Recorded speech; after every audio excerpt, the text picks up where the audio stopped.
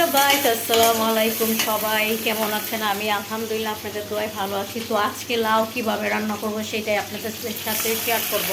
But আমি কিভাবে লাউ রান্না করি সেটাই আপনাদের সাথে দেখাবো। তো চলুন কথা না বাড়ায় লাউ রান্নার স্টার্ট শুরু করে দিই।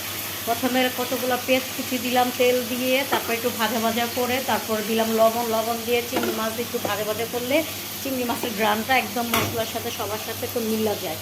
তো এটা ভাজা গুঁড়া করে তারপরে সামান্য একটু হলুদ দিব, বাট অল্প হলুদ, লাউতে এত মশলা দিতে নাই, দিলে সুন্দর থাকে না। তো অল্প হলুদ দিয়েছি, একটু মরিচের গুঁড়া দিয়েছি। আর সবসময় লাউর মধ্যে একটু আদা বেশি দিবেন, রসুন হচ্ছে একটু আদা বেশি দিলে লাউটা খেতে খুবই মজা লাগে, আর অনেক মজা লাগে সত্যি, খেয়ে দেখেন একটু।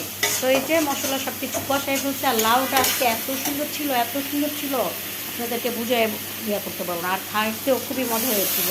তো এই যে ভালো মতন মশলাটা কষায় তারপরে একটু পানি দিয়ে দিলাম যাতে মশলাটা আরও ভালো মতন কষে, যেহেতু লাউ রান্না করবো।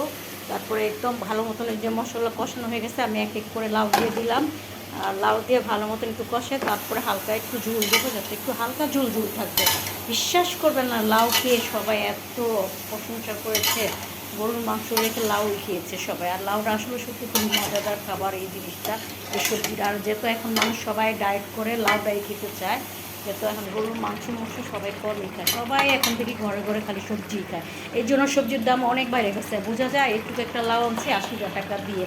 মানে যে এক বেলাও যদি 3 জন খায় ঠিক মতো, আরেক বেলা হবে না। কিন্তু দেখছেন প্রাইস এত দাম।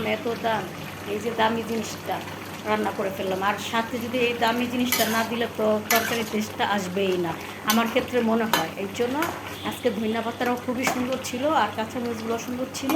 তারপরে এই যে ধনিয়া পাতা মিশিয়ে, বিশ্বাস করবেন না, এত সুন্দর গ্রান চলে আসছে, এত সুন্দর গ্রান, আর এত মজা হয়েছে বললে আপনাদেরকে বুঝাতে পারবো না। যারা আমার রেসিপিটা দেখে যদি রান্না করতে ইচ্ছা করে তাহলে প্লিজ রান্না করে খেয়ে ফেলবেন। আজকে এই পর্যন্ত শেষ করলাম। ভালো